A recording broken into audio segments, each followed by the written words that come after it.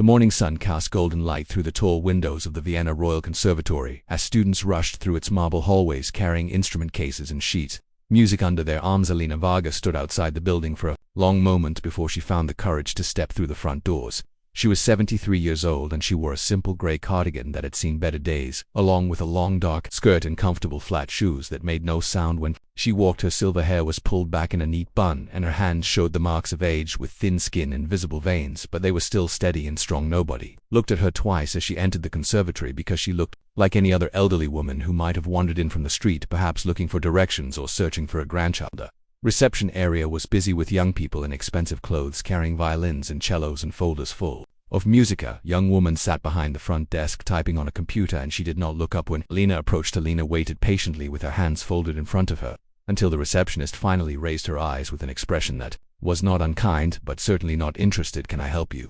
the young woman asked in a tone that suggested she was very busy and did not have time for whatever this old woman needed. Alina spoke in a soft voice that still carried a hint of an accent from a country that no longer existed in its old form. "I was wondering if I might use one of your practice rooms," she said, "just for an hour or so, if that would be possible." The receptionist blinked in surprise and then exchanged a quick look with her colleague at the next desk. This was not a normal request, and certainly not from someone who looked like she had never held anything more complicated than a wooden spoon in her kitchen. "The practice rooms are for students and faculty," the receptionist said slowly as if explaining something to a child. "This is a professional music conservatory." Alina nodded as if she had expected this answer. "I understand," she said. "I do not wish to cause any trouble, but I have come a very long way and I would be grateful for just a small amount of time with a piano." There was something in her voice that made the receptionist pause. It was not desperation exactly, but something deeper, like a person asking for water after walking through a desert for many years. The colleague at the next desk leaned over and whispered something, and both young women looked at Alina with a mixture of pity and mild amusement. "There is a room in the basement," the receptionist finally said. "It has an old piano that nobody really uses anymore because it needs tuning, and the acoustics down there are not very good." She paused as if waiting for Alina to change her mind, but the old woman simply smiled with genuine warmth.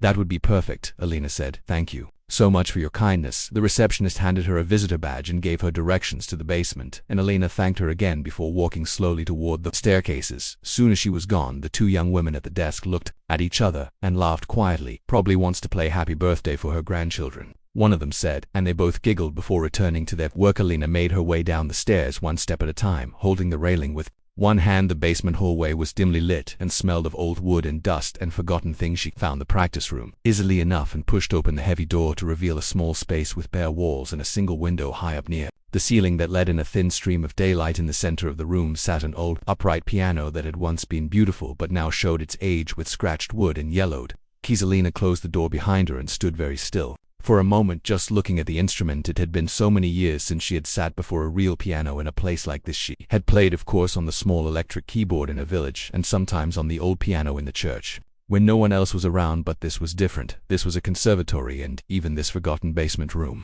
held echoes of all the music that had been played within these walls over more than 100 years. She walked to the piano and ran her fingers lightly over its surface, feeling the chips and scratches in the wood. Then she pulled out the bench and sat down, adjusting her position until it felt right. Her hands hovered over the keys, but she did not play, not yet. Instead, she closed her eyes and let the memories wash over her like a river breaking through a dam. She remembered the first time she had touched a piano as a small child in Budapest, when the world was a different place and music was the only language that made sense to her. She remembered her teacher, Professor Andre, who had seen something special in her and had pushed her harder than anyone else because he knew what she could become. She remembered the concert halls of Europe and the standing ovations and the flowers thrown at her feet and the reviews that called her the greatest pianist of her generation. And she remembered the day it all ended, the day the government officials came to her door and told her she would no longer be permitted to perform because she had refused to play at their propaganda events. They had taken everything from her, and she had fled with nothing but the clothes on her back and a heart full of music that had no place to go. For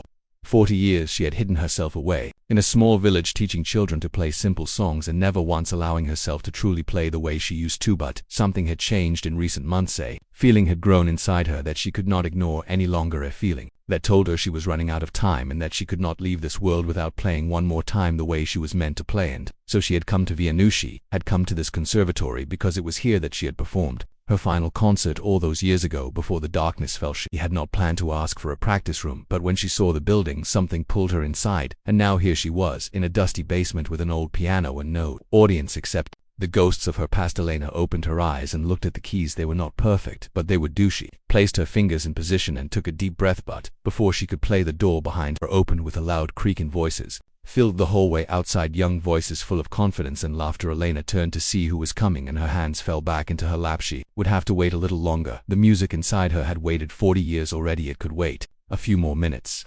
Marcus Weber was 22 years old and he had never known failure in his entire life. From the moment he first sat at a piano at the age of 4, he had been told he was special and gifted and destined for greatness. His parents had hired the best teachers and sent him to the finest schools, and by the time he was 16 he had won every junior competition in Europe. Now, he was the star student of the Vienna Royal Conservatory, and everyone who met him knew within 5 minutes that he believed he was the best pianist of his generation. He was tall and handsome with dark hair that he wore slightly too long and clothes that were always perfectly chosen to look expensive without seeming like he was trying too hard. His fingers were long and elegant, and he took great care of his hands, using special creams and never carrying anything heavy that other students at the conservatory had complicated feelings about.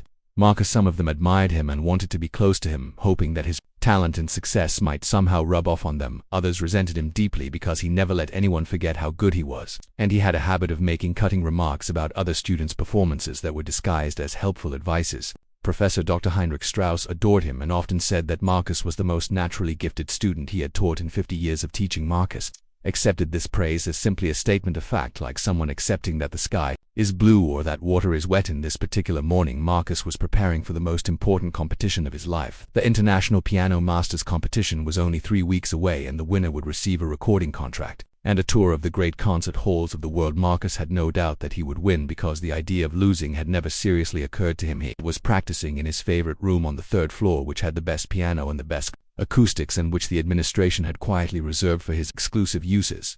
2 closest friends were with him, as they often were. Thomas was a violinist who had given up any dreams of being a soloist and now followed Marcus around like a loyal dog, hoping to benefit from the connection. Anna was a cellist who had briefly dated Marcus and who stayed in his orbit even after he had grown bored with her, because being near him still felt better than being forgotten. Marcus finished playing a passage from Chopin and lifted his hands from the keys with a dramatic flourish. "What do you think?" he asked, though his tone made it clear he already knew the answer. "Incredible," Thomas said immediately. "I have never heard anyone play Chopin with such feeling." Anna nodded in agreement, though her eyes showed less enthusiasm than her words. "The judges will not be able to ignore you," she said. "You are going to win easily." Marcus smiled and stretched his fingers, examining them as if they were precious objects. "The competition is really just a formality," he said. "Everyone knows I am the best, but we must go through the motions, I suppose." He stood up from the piano and walked to the window, looking out at the courtyard below where lesser students hurried to their classes. "I heard something amusing this morning," Thomas said, eager to share gossip that might entertain Marcus. "There is an old woman downstairs in the basement using one of the practice rooms." Marcus turned with a raised eyebrow. "An old woman," he repeated. "What do you mean?" "Some grandmother type," Thomas explained. "She walked in off the street and asked to use a piano, and they gave her the basement room with the broken piano because they felt sorry for her." Anna laughed softly. "Maybe she wants to practice for her church group." Marcus smiled, but it was not a kind smile. "This I have to see," he said. "An old lady playing piano in our conservatory basement like a street performer." Thomas looked uncertain. For a moment, "We should probably leave her alone and let her have her fun." But Marcus was already walking toward the door, his expensive shoes clicking on the marble floor. "Come on," he said. "I am bored with practicing and I could use some entertainment." Before lunch, Anna and Thomas exchanged a quick glance, but they followed him as they always did, because saying no to Marcus was not something either of them had learned how to do. They made their way down the grand staircase past the practice rooms, where the sounds of violins and cellos and pianos mixed together in a chaotic symphony of scales and arpeggios. The basement stairs were at the back of the building, and the air grew cooler as they descended. "It smells like a tomb down here," Anna said, wrinkling her nose. "How fitting for musical death." Marcus replied, pleased with his own joke. They walked along the basement hallway until they heard each a single note from a piano, then another, then silence. Marcus held up his hand, and the 3 of them stopped outside the door of the practice room. Through the small window in the door, he could see the old woman sitting at the piano. She was just sitting there with her hands in her lap, staring at the keys as if she was afraid to touch them. "Look at her," Marcus whispered. "She probably does not even know how to read music." "Maybe we should go," Anna said quietly. "She is not bothering anyone." But Marcus was already pushing open the door. The old woman turned at the sound, and Marcus was struck for just a moment by her eyes. They were dark and deep and held something he could not quite identify, something that made him feel slightly uncomfortable, though he would never admit it. "Good morning, grandmother," he said in a voice dripping with false friendliness. "I heard we had a special visitor today." Elena looked at the 3 young people standing in the doorway. She saw immediately what kind of person Marcus was, because she had met many people like him throughout her life, young and talented and so full of himself that there was no room left for anyone else. "Good morning," she replied simply. "I hope I am not disturbing anyone by being here." Marcus laughed as if she had said something very funny. "Disturbing us?" he repeated. No, we are just curious, that is all. Not every day we get a visit from someone of your obviously advanced musical training." Thomas snickered, and even Anna smiled. Though she looked away, Alina did not react to the mockery. She had endured far worse things in her life than the rudeness of arrogant young men. "I just wanted to play a little," she said. "It has been a long time, has it?" Marcus said, stepping into the room and looking around at the dusty space with obvious disdain. "Well, this is certainly the right place for someone at your level. This piano is practically an antique, just like—" He stopped himself before finishing the sentence, but everyone in the room knew what he was going to say. Alina simply looked at him with those dark, unreadable eyes. "Just like me," she finished for him. "Yes, I suppose that is true." Marcus felt a flash of something that might have been embarrassment, but he pushed it away. He was Marcus Weber, and he did not feel embarrassed about anything. "Tell you what, grandmother," he said, reaching into his bag and pulling out some sheet music. "Why do you not show us what you can do?" He held out the papers with a grin that was almost cruel. "Do you know this piece?" he asked. Elena took the sheet music and looked at it. Her expression did not change, but something flickered in her eyes. It was the score for La Campanella by Franz Liszt, one of the most difficult piano pieces ever written, a piece that had defeated countless professional pianists with its impossible speed and technical demands. "I know it," Alina said quietly. Marcus clapped his hands together in delight. "Wonderful," he said. "Then please, by all means, show us how it is done." He stepped back and leaned against the wall, crossing his arms with the confidence of someone who was about to enjoy a very amusing show. Anna tugged at his sleeve. "Marcus, this is mean," she whispered. "She is an old woman. She cannot possibly play this." "That is the point," Marcus whispered back. "She will make a fool of herself, and then she will leave and stop wasting our precious practice space." Alina looked at the sheet music for a long moment. Then she set it aside on top of the piano. She did not need it. She had played this piece 1,000 times in her life, and she could play it. With her eyes closed, she placed her fingers on the keys. The room fell silent, and then she began to play. The first notes of La Campanella rang out in the dusty basement room, and the sound was nothing like what Marcus had expected. He had expected fumbling fingers and wrong notes, and the pathetic attempts of someone who had no business touching such a difficult piece. Instead, the opening melody floated through the air like bells ringing in a distant church tower, which was exactly what Liszt had intended when he composed it, because La Campanella means the little bell in Italian. Marcus felt his smile freeze on his face. Thomas stopped snickering. Anna took a small step forward, her eyes wide. The old woman played the opening passage with a delicacy that seemed impossible for her aged hands. Each note was perfectly placed, perfectly timed, perfectly wetted. It was as if the piano had suddenly come alive under her touch and was singing a song it had forgotten. It knew. Marcus told himself that the beginning was easy. Anyone could play the beginning with enough practice. The real test would come later, when the piece demanded speed and precision that only the most skilled pianists could achieve. He waited for her to stumble, but she did not stumble. Lena moved through the first page of the score without looking at the sheet music Marcus had given her. Her eyes were half closed, and there was a small smile on her lips, as if she was greeting an old friend she had not seen in many years. The music grew more complex, and her fingers began to dance across the keys with increasing speed. Famous bell-like melody repeated again and again, each time with new variations and ornaments that Liszt had designed to show off the virtuosity of the performer. And virtuosity was exactly what Elena displayed. Marcus watched her hands, and he could not understand what he was seeing. Her fingers moved in ways that should not have been possible for someone her age. They leaped across octaves and struck multiple keys simultaneously and executed trills so fast that they sounded like one continuous note. The out-of-tune piano that had sounded terrible when Marcus had tested it months ago now seemed to play perfectly, as if Alina had somehow fixed it simply by touching it. Thomas had backed up against the wall, his face pale. Anna had tears forming in her eyes, though she did not know why. Marcus could feel something building in his chest. It was a feeling he had never experienced before, and it took him a long moment to recognize it. It was fear. He was afraid. He was afraid because he was watching someone play the piano in a way that he had never imagined possible. He was afraid because everything he believed about himself and his talent was being challenged by this small old woman in a worn cardigan. He was afraid because for the first time in his life he understood that there were levels of musical ability that he might never reach. Alina reached the middle section of the piece where the technical demands became almost inhuman. This was the section that separated good pianists from great ones, the section that required the performer to execute rapid jumps and complex fingerings while maintaining the singing quality of the melody. Most pianists who attempted this piece showed visible strain during this section. Their faces would tighten and their bodies would tense, and you could see them fighting against the difficulty of what they were trying to do. But Alina showed no strain at all. She played as if she was simply breathing. Her body was relaxed, and her face was peaceful, and her hands seemed to know exactly where to go without any effort or thought. The music poured out of her like water from a spigot, natural and effortless and pure. Marcus had heard recordings of the greatest pianists in history playing this piece. He had studied their techniques and analyzed their interpretations and tried to copy what made them special, but he had never heard anything like this. This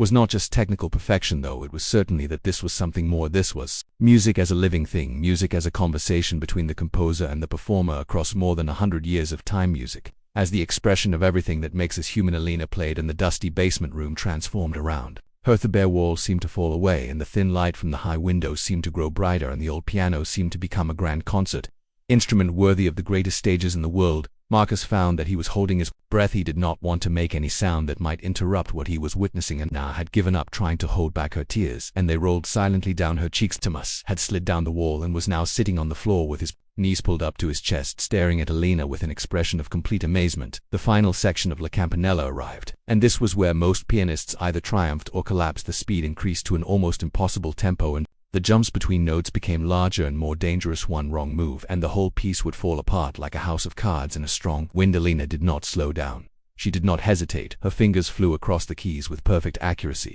striking each note exactly where it needed to be. Struck the bell. Melody rang out one final time, triumphant and beautiful, and then the piece rushed toward its conclusion in a cascade of notes that seemed to fill every corner of the room, and then it was over. Lena played the final chord and lifted her hands from the keys. The sound faded away and silence filled the basement room. Nobody moved, nobody spoke. The only sound was Anna softly crying and the distant noise of students walking in the hallway far above them. Elena sat very still for a moment with her hands resting in her lap. Then she turned to look at Marcus. Her eyes were calm and there was no pride in them, no satisfaction at proving him wrong. She simply looked at him as if she was seeing him clearly for the first time. Marcus opened his mouth to speak, but no words came out. His throat had closed up and his mind was empty. Everything he had planned to say had vanished. All his clever remarks and cutting comments had disappeared. Like smoke in the wind, he had come down here to mock this old woman and to amuse himself at her expense. She had shown him something that would change him forever, whether he wanted it to or not. Lena turned back to the piano. That was just to warm up, she said quietly. I have not played that piece in many years, and my fingers needed to remember. She placed her hands on the keys again.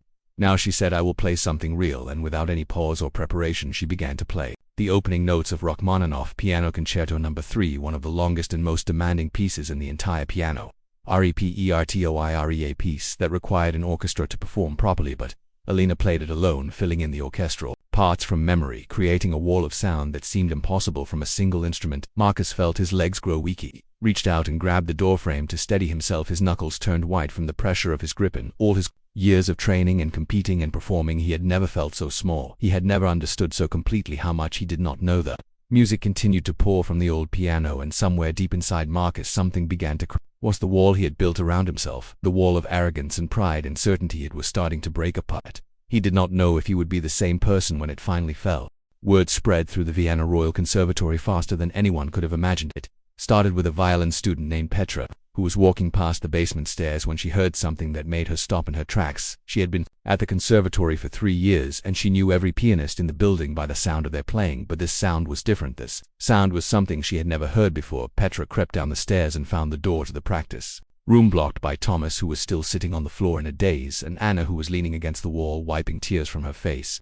What is happening? Petra whispered. Anna could only shake her head and point toward the door. Petra squeezed past them and looked through the small window. She saw the old woman at the piano, and she saw Marcus standing frozen against the wall, and she heard the music that filled the room like a living presence. Oh my God, Petra breathed. She turned and ran back up the stairs, and within minutes she had told everyone she could find. The news spread from room to room and floor to floor. An old woman in the basement was playing piano like nothing anyone had ever heard. Students abandoned their practice sessions, and professors left their offices, and everyone began making their way toward the basement stairs. The hallway outside the practice room filled with people. They stood shoulder to shoulder, barely daring to breathe as they listened to the music that came through the closed door.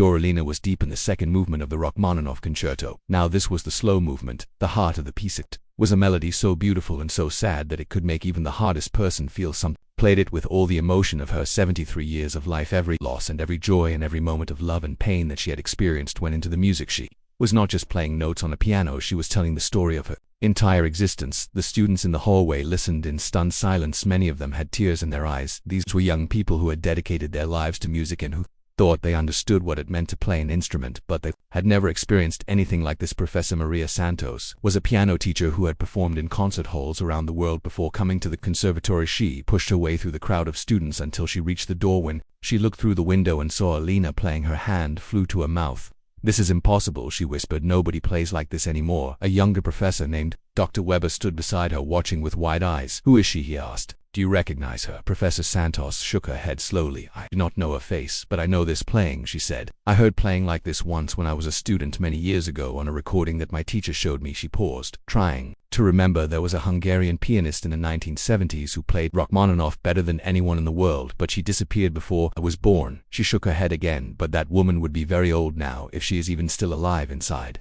the practice room. Alina moved into the third and final movement of the concerto. This movement was a test of endurance and strength. It built and built and built until it reached a climax that could shake the walls of any concert hall. The old upright piano in the basement room was not designed for this kind of playing. It should have sounded thin and weak under such demands, but somehow Alina made it sing. She made it roar. She made it whisper and cry and shout. The piano seemed to grow larger than itself, responding to her touch in ways that defied explanation. Marcus had not moved from his spot against the wall. His face had gone through many changes in the past 20 minutes. First, there was shock, then disbelief, then denial as he tried to convince himself that what he was seeing was not really happening, and then finally acceptance. He was watching something extraordinary, something that happened maybe once in a generation, something that he would remember for the rest of his life. The final pages of the concerto arrived and Alina attacked them with fierce energy. Her hands moved so fast that they seemed to blur. The music grew louder and more intense, building toward the explosive ending that Rachmaninoff had written outside in the hallway. People pressed against each other, trying to get closer to the door. Some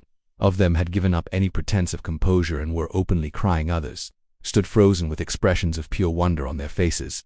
Cello student named Friedrich had pulled out his phone and was recording everything. He did not know why this felt important, but something told him that people would want to see this someday. The final notes of the concerto thundered out of the practice room. Alina brought her hands down on the keys with all the power she had left. The sound was massive and triumphant, and it echoed through the basement hallway, making several students gasp. And then it was over. Alina lifted her hands and let them fall into her lap. She was breathing hard now, and there was sweat on her forehead. Playing like this was exhausting, even for someone who had done it thousands of times. For someone who had not done it in 40 years, it was almost beyond endurance. But there was a smile on her face, the smile of pure joy and satisfaction. She had done it. She had played again. She had proven to herself that the music was still inside her after all these years. The silence in the hallway lasted for perhaps 10 seconds, and then someone started to clap. It was Professor Santos. She clapped slowly at first and then faster, and then she was joined by Dr. Weber and then by the students and then by everyone in the hallway. The applause grew and grew until it was thunderous. People were cheering and crying and calling out words of praise. Brava, incredible, magnificent. Alina turned on her bench and looked at the door with surprise. She had not known that anyone was listening. She had been so lost in the music that she had forgotten about Marcus and his friends and everything else in the world. Now she saw the faces pressed against the window, and she heard the applause, and she felt something she had not felt in 40 years. She felt like a performer again. She felt like someone whose music mattered to people. She felt like the pianist she had once been before everything was taken from her. Slowly she rose from the bench. Her legs were shaky and she had to hold on to the piano for support. Playing like that had taken everything out of her, but she was still smiling, still glowing with the joy of what she had just done. The door opened and Professor Santos stepped into the room. She walked straight to Alina and took both of her hands in her own. "Who are you?" Professor Santos asked, in a voice full of emotion. "Please tell me who you are." Alina looked at her for a long moment. She had not spoken her real name in decades. She had hidden herself away and become nobody special, just an old woman in a small village teaching children to play simple songs. But today something had changed. Today she had come back to life. "My name is Elena Varga," she said quietly. "I used to play piano a long time ago."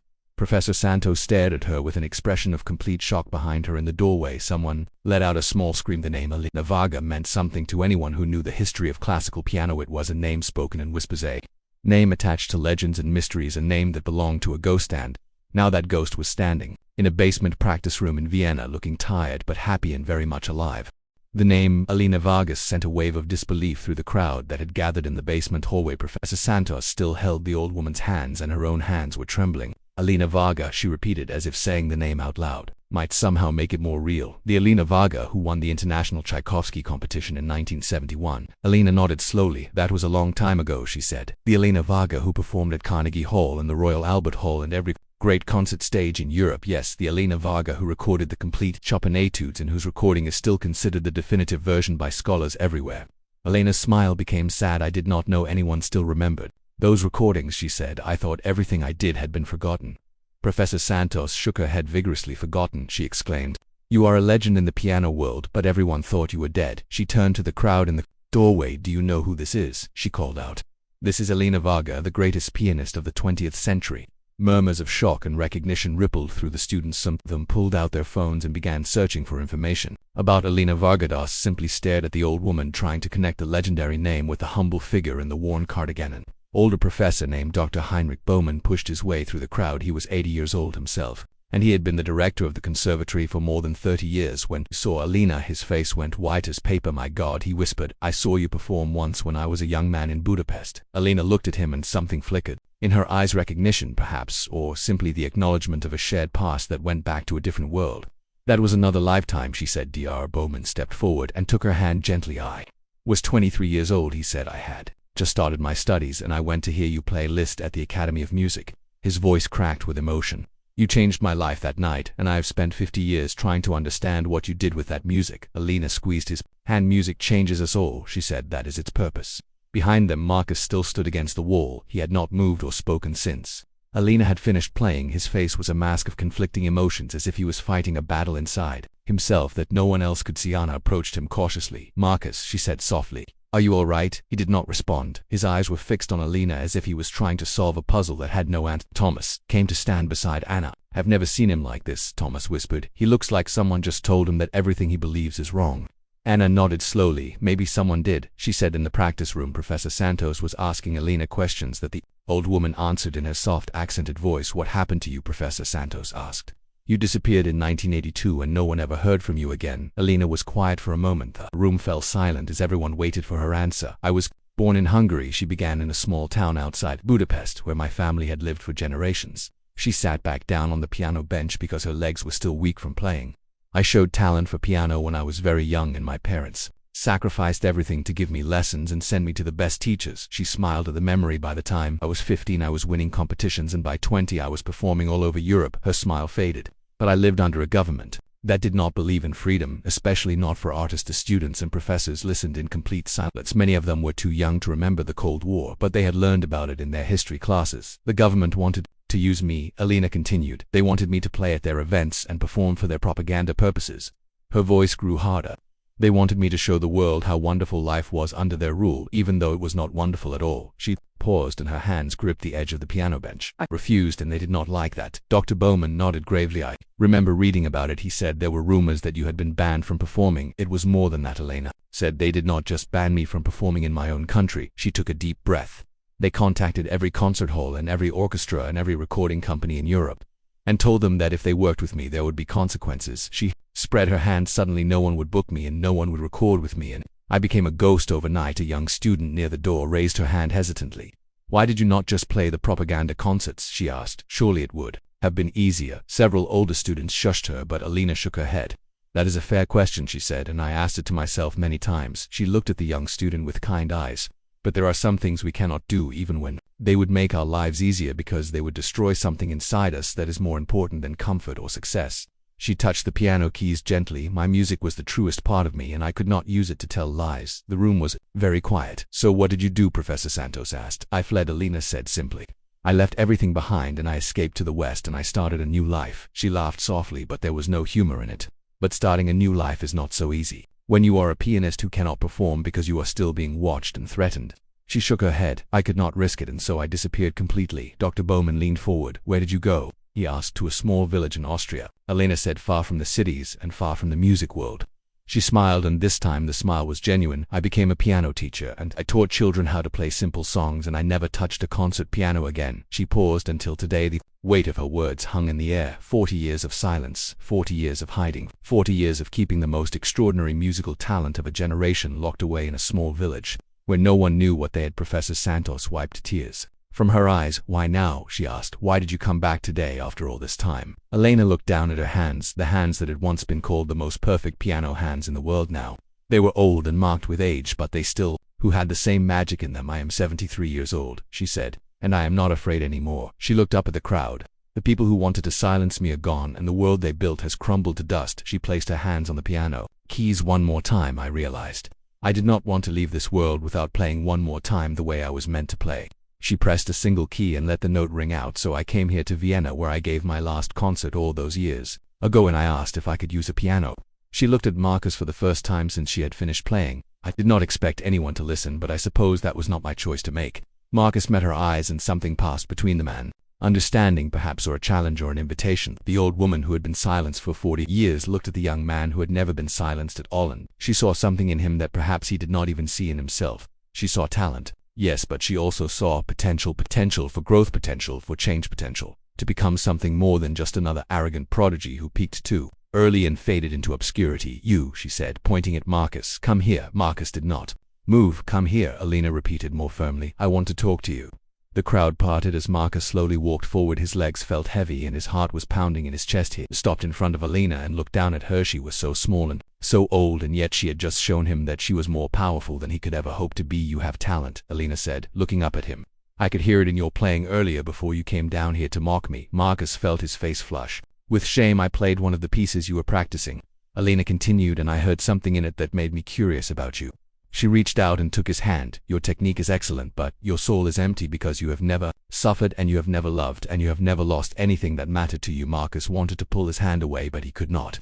"Music is not about perfection," Alina said. "Music is about truth, and you cannot play truth if you do not know what it feels like to be human." She released his hand. "Sit down beside me," she said, patting the bench. "I want to teach you something." Marcus stood frozen for a moment. This was the woman he had come to mock and humiliate. This was the woman he had given the hardest piano piece, hoping to watch her fail, and now she was offering to teach him. He looked at the crowd of students and professors watching him. He looked at Anna and Thomas, who stared at him with expressions of shock. He looked at Professor Santos and Dr. Bowman, who nodded encouragingly, and then he looked at Elena. Her eyes were patient and kind, and they held no anger or resentment. She was offering him a gift, and he knew that if he refused it, he would regret it for the rest of his life. Slowly, Marcus sat down on the bench beside Alina Varga, greatest pianist of the 20th century, the woman who had been silenced for 40 years, the woman who had just changed everything he thought he knew about music and about himself. "Now," Alina said, placing her hands on the keys, "let me show you what my teacher showed me 60 years ago in Budapest," and she began to play.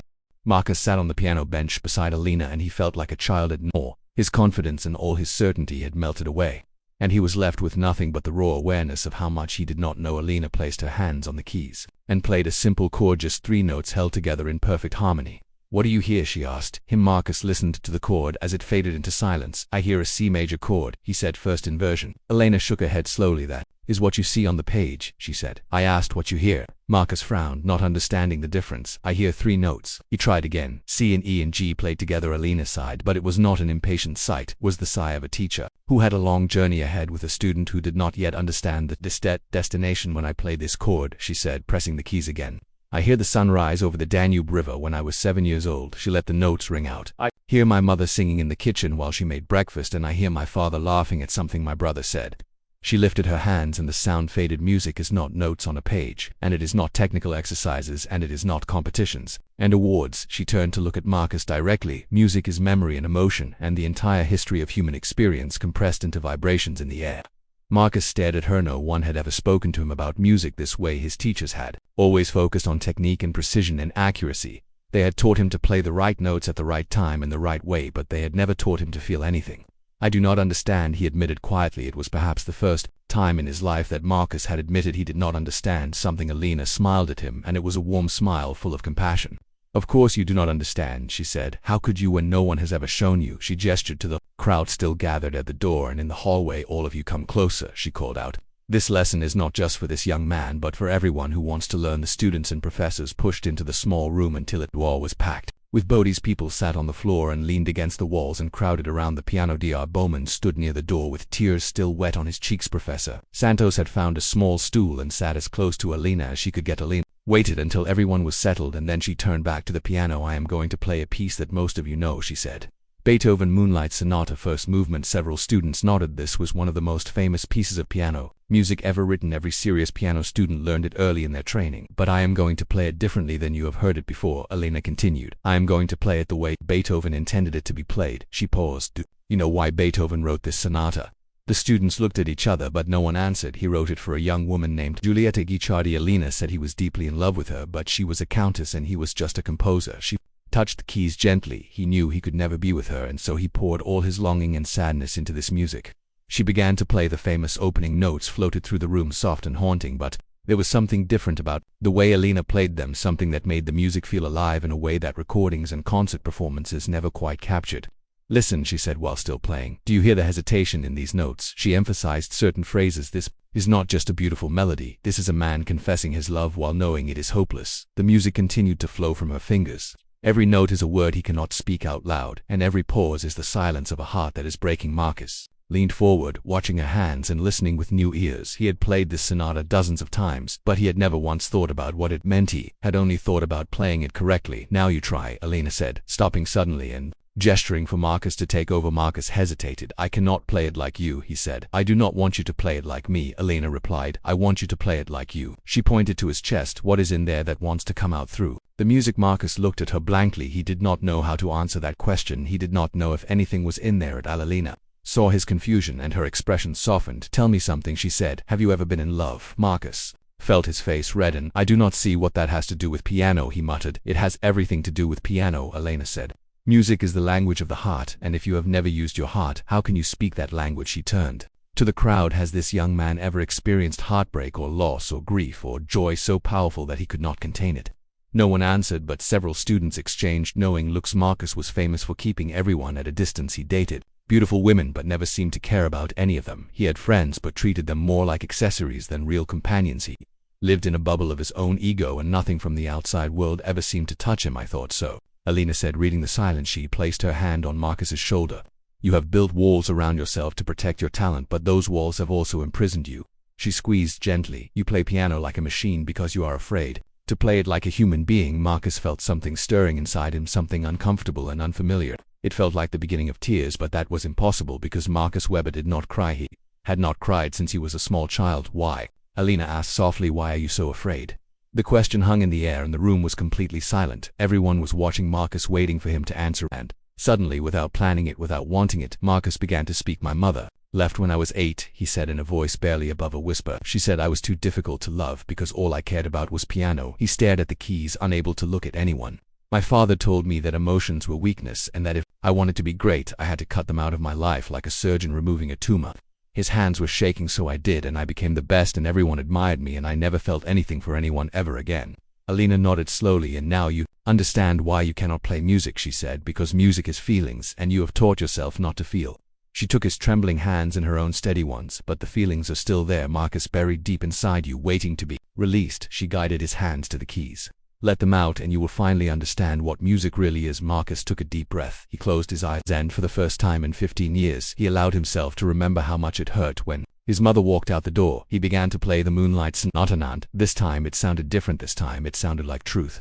The news of Elena Varga's return spread beyond the conservatory walls within hours. By evening, her name was trending on social media as students posted videos and photos from the basement practice room. The footage that Friedrich, the cello student, had recorded on his phone was viewed more than 2 million times before midnight. News reporters gathered outside the conservatory hoping to catch a glimpse of the legendary pianist who had risen from the dead. Music critics and historians who had spent decades wondering what happened to Elena Varga suddenly had their answer. She was alive, she was in Vienna, and she could still play like no one else on earth. Dr. Bowman held an emergency meeting with the conservatory board that same evening. They sat around a long table in the grand conference room surrounded by portraits of famous composers and former directors. "We must invite her to perform," Dr. Bowman said, his voice filled with urgency. "This is the opportunity of a lifetime for our institution." Professor Santos nodded in agreement.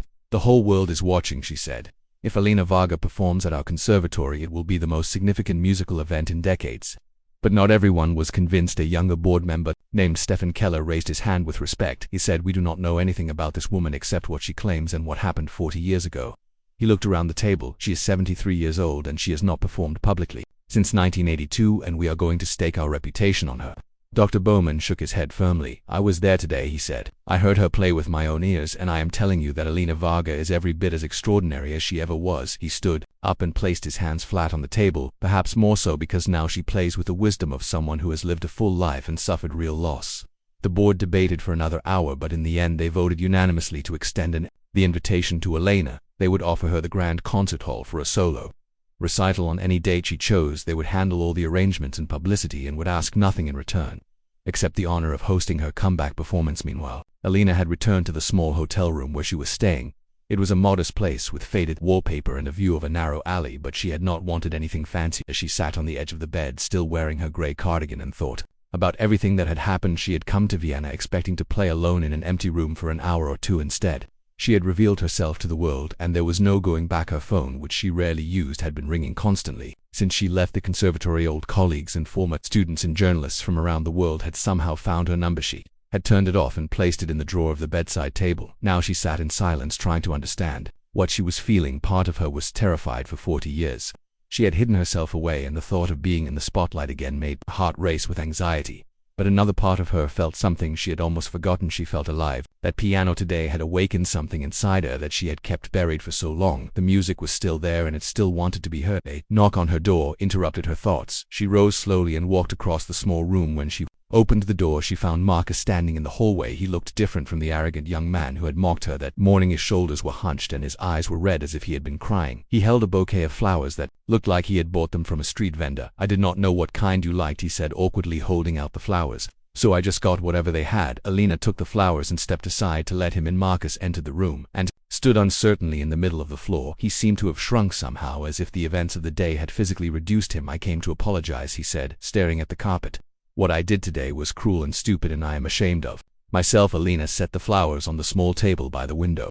"Sit down," she said, gesturing to the only chair in the room. Marcus sat, and Alina lowered herself onto the edge of the bed facing him. "Why did you really come here?" she asked. "You could have apologized tomorrow at the conservatory." Marcus was quiet for a long moment. "I cannot stop thinking about what you said," he finally admitted. "About how I play like a machine because I am afraid to feel." He looked up at her with eyes full of confusion. "I have spent my whole life trying to be perfect, and today you showed me that perfection is not enough." Alina nodded slowly. "Perfection is a cage," she said. "It keeps you safe, but it also keeps you small." She leaned forward. "The greatest music comes from the places we are most afraid to go, and you have been running from those places your entire life." Marcus swallowed hard. "How do I stop running?"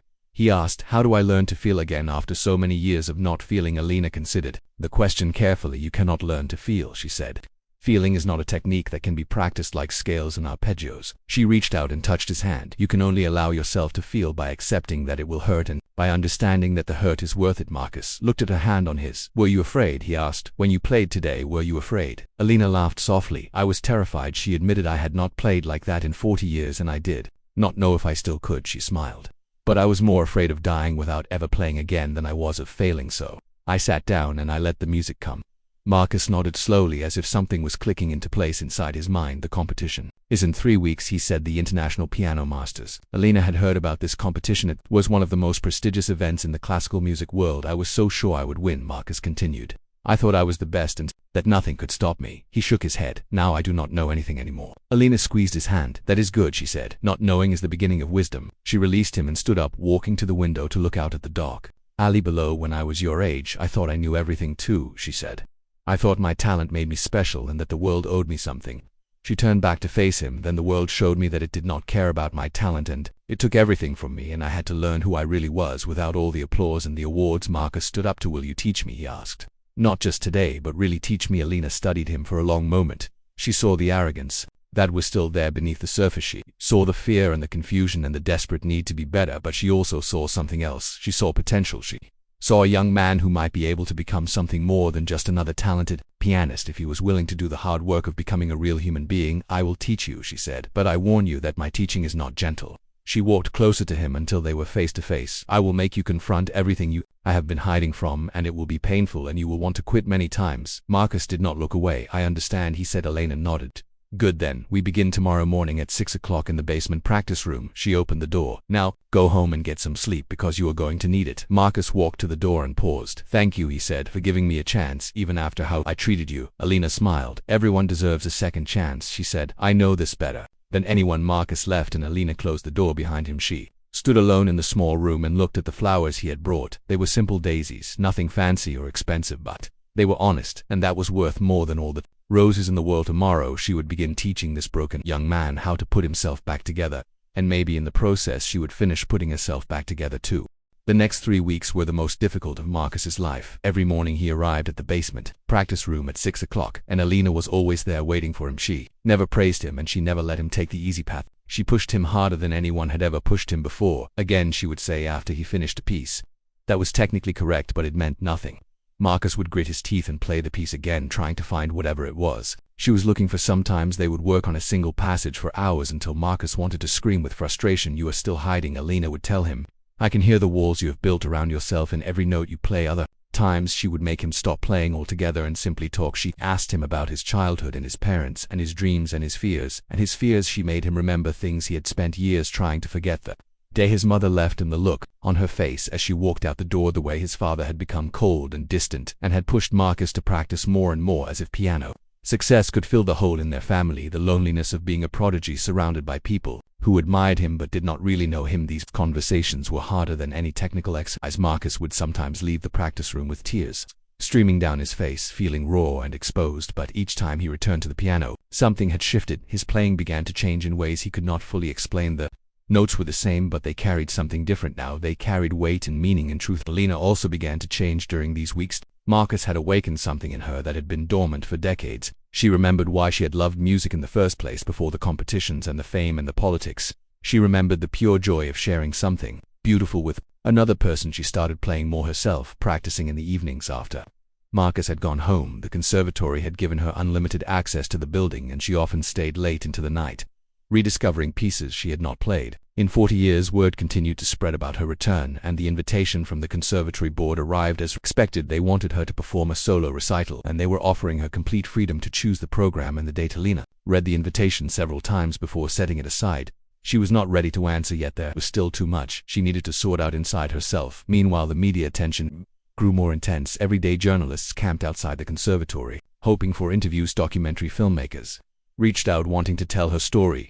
Recording companies offered her contracts worth millions of dollars. Alina ignored all of it. She had learned long ago that fame was a trap, and she had no intention of walking into it again. But there was one request she could not ignore. It came from a small village in Austria, the village where she had lived for 40 years, the village where she had taught children to play piano and had become just another elderly neighbor who kept to herself. A letter arrived at the conservatory addressed to her in careful handwriting. It was from one of her former students, a girl named Sophie, who was now 12 years old. Dear Alina, the letter read, we heard on the news that you are a famous pianist, and we could not believe it, because you never told us all. The children in the village are so excited, and we want you to know that we are proud of you, even though we do not understand why you kept it a secret. My mother says you must have had your reasons and that we should not be angry. I am not angry, but I am a little sad because I thought I knew you, and now I realize I did not know you at all. Will you ever come back to the village? We miss you. Love, Sophie. Elena read the letter 3 times, and by the 3rd time she was crying. She had spent so long hiding from her past that she had forgotten she was also hiding from her present. Those children had trusted her,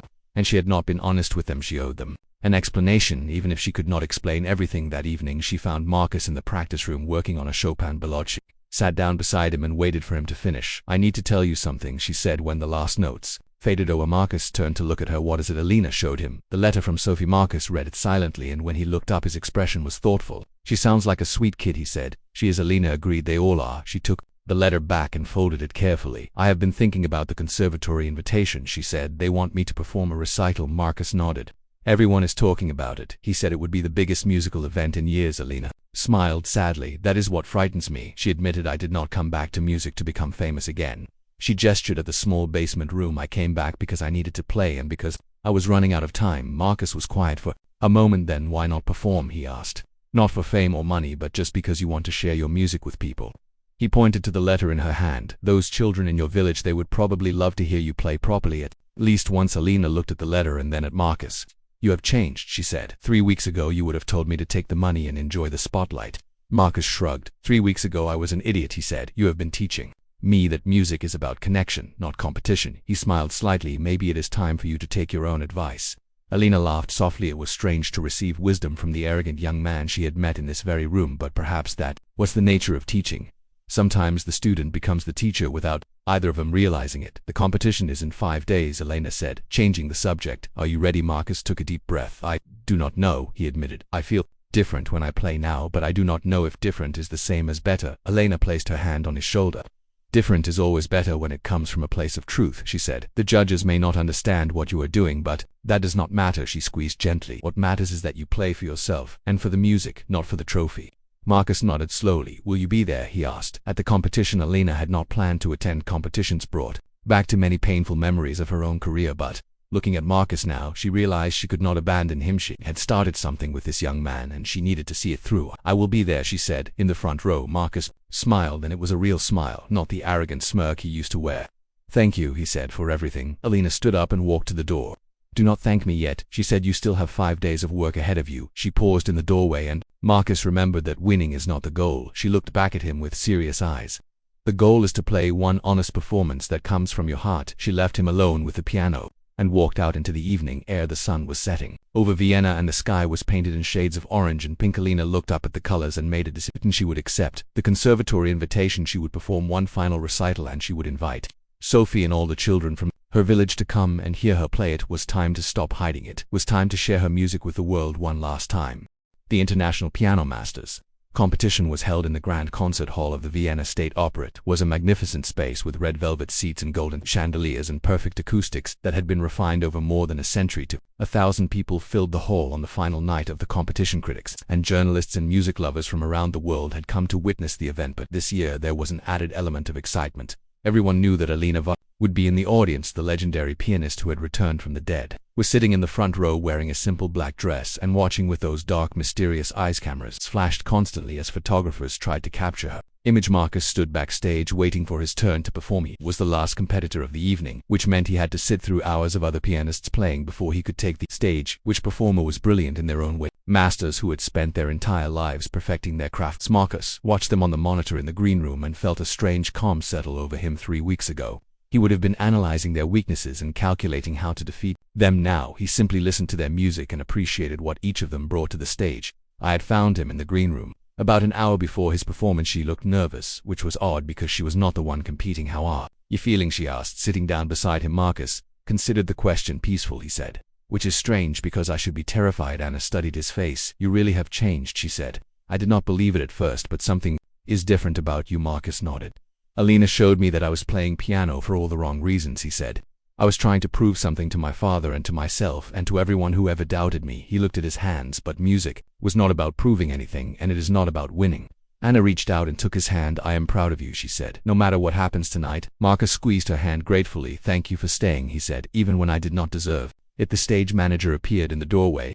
"Mr. Weber, you are on in 10 minutes. Marcus stood up and straightened his jacket. He took one last look in the mirror and barely recognized the person staring back at him. The arrogant mask he had worn for so many years was gone. In its place was something more vulnerable, but also more real. He walked to the wings of the stage and waited through the gap in the curtains. He could see Alina in the front row. She was watching the current performer with the expression of deep attention. As if sensing his gaze, she turned her head and looked directly at him. She smiled and gave him a small nod. It was all the encouragement he needed. The current performer finished and the audience applauded. Politely, the announcer's voice filled the hall. "And now our final competitor of the evening, representing the Vienna Royal Conservatory, please welcome Marcus Weber." Marcus walked onto the stage and the applause grew louder. He had performed on this stage many times before, and he had always felt a surge of pride and confidence. Tonight, he felt something different. He felt humble. He sat down at the piano and adjusted the bench. The hall fell silent as 2,000 people held their breath. Marcus looked out at the audience and found Elena's face in the front row. She was watching him with those patient, kind eyes that had seen so much. He placed his hands on the keys and closed his eyes. He thought about his mother and the day she left. He thought about his father and the walls they had built between them. He thought about all the years he had spent running from his own heart, and then he began to play. He had chosen Rachmaninoff Piano Concerto No. 2 for his competition piece. It was a work of tremendous emotional depth and technical difficulty. The same composer whose third concerto Elena had played in the basement 3 weeks ago.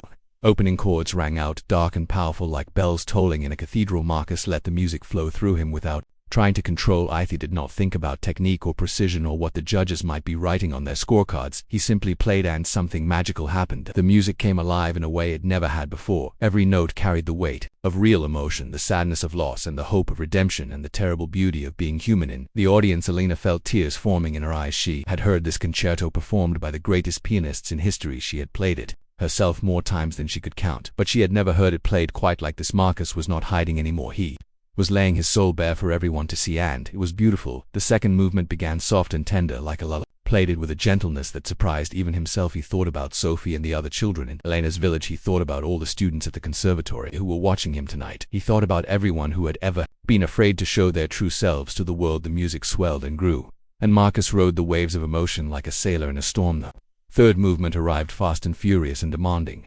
This was where most pianists showed off their technical skills, but Marcus played it differently. He played it with joy, pure, unbridled joy at being alive and being able to make music. The final pages of the concerto rushed toward their conclusion. Marcus felt the energy building inside him like a wave about to crash on the shore. He brought his hands down on the keys for the final chord. The sound exploded through the hall, massive and triumphant. Then silence for a long moment. Nobody moved. The audience sat frozen in their seats as if they had just witnessed something sacred. Then Elena stood up. She began to clap slowly and deliberately, and then the person next to her stood up, and then the row behind them. Within seconds, the entire hall was on its feet. The applause was thunderous, and it went on and on. People were cheering and crying and calling out words of praise. Marcus sat at the piano, unable to move. Tears were streaming down his face, and he did not try to hide them. He had done. Eth had played one honest performance from his heart. Whether he won the competition or not did not matter anymore. He had won something far more important. He had found himself in the front row. Elena was still clapping. Her face was wet with tears, and she was smiling the biggest smile she had smiled in 40 years. She had come to Vienna to play piano one more time before she did. Instead, she had found something she never expected. She had found a student worthy of everything she had to teach, and she had found a reason to keep playing for whatever time she had left. The applause continued for 5 full minutes. When it finally faded, the judges announced that they would need time to debate. The audience began to file out of the hall, buzzing with excitement. Everyone knew they had witnessed something special, something that would be talked about for years to come. Marcus walked off the stage in a daze. Elena was waiting for him in the wings. She did not say anything. She simply opened her arms and pulled him into a hug, and for the first time since he was 8 years old, Marcus let himself be held by someone who cared about him. They stood there together as the stagehands moved around them. The old woman and the young man, the legend and the students, who broken people who had helped each other become whole. 3 months had passed since the competition in Vienna was transformed by the cold grip of winter. Snow covered the streets and ice crystals decorated the windows of the grand buildings. The Vienna State Opera was packed to capacity on this December evening. Every seat was filled, and hundreds more people stood in the back of the hall hoping to witness history. Tonight was Elena Vargas' comeback concert, her first public performance in 43 years. The tickets had sold out in 11 minutes. When they went on sale, scalpers were charging thousands of dollars for a single seat. Music critics from every major publication in the world had flown in to attend, but Elena had made sure to save a special section near the front of the Hallen. That section sat Sophie and 12 other children from her village in Austria. They had traveled by bus for 6 hours to be here, and their eyes were wide with wonder as they looked around the magnificent space. Sophie clutched a small bouquet of wildflowers. She had picked herself before the journey. She still could not believe that a quiet piano teacher was the same person whose face was now on posters all over Vienna. Backstage, Elena stood in front of a mirror in a dressing room. She wore a simple, elegant gown of deep blue that reminded her of the night sky over Budapest when she was young. Her silver hair was arranged beautifully and her hands were steady. She was not nervous. She had been nervous 3 months ago when she walked into the conservatory asking for a practice room. She had been nervous when she sat down at that old piano in the basement and wondered if she could still play, but tonight she felt only peace. A knock on the door interrupted her thoughts. "Come in," she called. Marcus entered, wearing a formal suit and carrying a small box. He looked different from the arrogant young man she had met in the basement. His face was softer, and his eyes held a warmth that had not been there before. "I wanted to give you this before you go on," he said, holding out the box. Lena opened it and found a delicate silver bracelet. Inside, engraved on it, were the words, "Music is truth. It is not expensive," Marcus said quickly. "But I wanted you to have something to remember this night." Elena put on the bracelet and held up her wrist to admire it. "It is perfect," she said. "Thank you." She looked at him with curiosity. "Are you not supposed to be preparing for your tour?" Marcus had won the International Piano Masters competition that night. 3 months ago, the victory had come with a recording contract and invitations to perform at the greatest concert halls in the world. His tour would begin in 2 weeks, taking him across Europe and America and Asia. "The tour can wait 5 more minutes." Marcus said, "I needed to tell you something first." He took a deep breath. "You saved my life, and I do not mean that as an exaggeration." His voice was thick with emotion. "Before I met you, I was empty inside, and I was heading toward a life of bitterness and disappointment, even if I achieved everything I thought I wanted." He stepped closer. "You showed me that music is not about winning or being the best." He touched his chest. "You showed me that music is about connection and truth and sharing the deepest parts of ourselves with others." Elena reached out and took his hand. "You did the hard work yourself," she said. "I only pointed you in the right direction." Marcus shook his head. "You did more than that, and you know it." He squeezed her hand. "I am going to spend the rest of my career trying to live up to what you taught me." The stage manager appeared in the doorway. 5 minutes, Ms. Varga." Elena nodded and released Marcus's hand. "You should go find your seat," she said. "It is in the front row, next to Sophie." Marcus smiled. "I know, and I am looking forward to meeting her." He paused at the door. "Play beautifully tonight." Elena smiled back. "I always do." Marcus left, and Elena took one last look in the mirror. She saw an old woman with silver hair and wrinkled hands and eyes that had seen too much sadness, but she also saw a pianist, a real pianist, who had something to say to the world. She walked out of the dressing room and made her way to the wings of the stage. The hall was buzzing with that anticipation and the sound of 2,000 people talking at once. Then the lights dimmed and the talking stopped. The announcer's voice filled the space. "Ladies and gentlemen, Please welcome back to the concert stage after 43 years the legendary Elena Varga. Elena walked onto the stage and the audience erupted. They rose to their feet as one, giving her a standing ovation before she had played a single note. She